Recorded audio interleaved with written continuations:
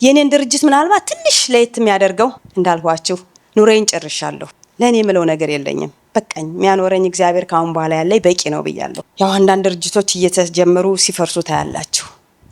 እኔ ግን በራሴና በራሴ ነው ይሄን ነገር ሁለመናዬን ትቼ ወደዚህ የሚጀምረው። ቢዝነስ ሰዎች ናቸው በቃኝ አይባልም። እኔ ግን በቃኝ አልኩ። አሁን ቢዝነሴን ሁሉ ትቼ ነው እዚህ የገባሁት።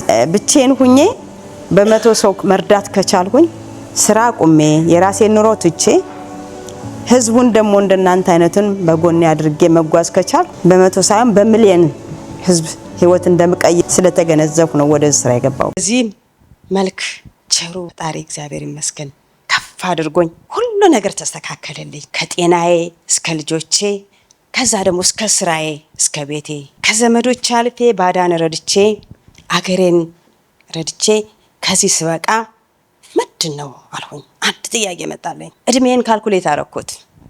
መናገር ባይጠበቅብኝም ከግማሽ ያላነሰ እድሜን ኑሬዋለሁ። ታዲያ ምንድነው ምናልባት ቢበዛ እድሜ ካሁን በኋላ ወይም ረጅም እድሜ ብኖረው ቢበዛ 150 ተፈቀዳችሁልኝ ቢያንስ 120 ነው እድሜ። ስለዚህ ለዛም ይሆን በቂ የመኖሪያ አንተን ካለኝ እስከዛ የሚያኖር በቂ ነገር ካለኝ ትርፍ ነገር መኖሩ ምን ያደርግልኛል? ገንዘቡን ይዤው አልቀበር። ስለዚህ ከዚህ በላይ ምንድነው ማድረግ ያለብኝ? አሰብኩት እና ምንድነው ያሰብኩት ልክ ወደ 100,000 ቢያንስ እስከ 100,000 ድረስ የሚበዛ ማለት ነው። እስከ 100,000 ሰው 10 ብር ቢያወጣ በወር 1 ሚሊዮን ማለት ነው።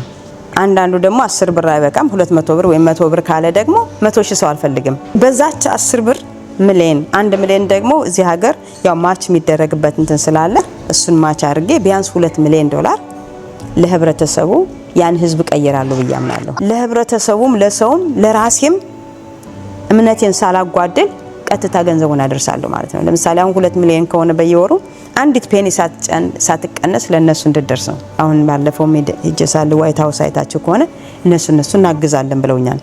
ያን ማደርገው አንዲት ብር ሳትቀነስ ወደ ሰዎች እንዲተላለፍ ነው። እና ይሄን እያንዳንዱን ህብረተሰብ ጠይቀው ለአንዲት ደቂቃም ቢሆን ዋቴቨር ኢትስ በወር 30 ደቂቃም እንኳን ስራ አይጠይቅም።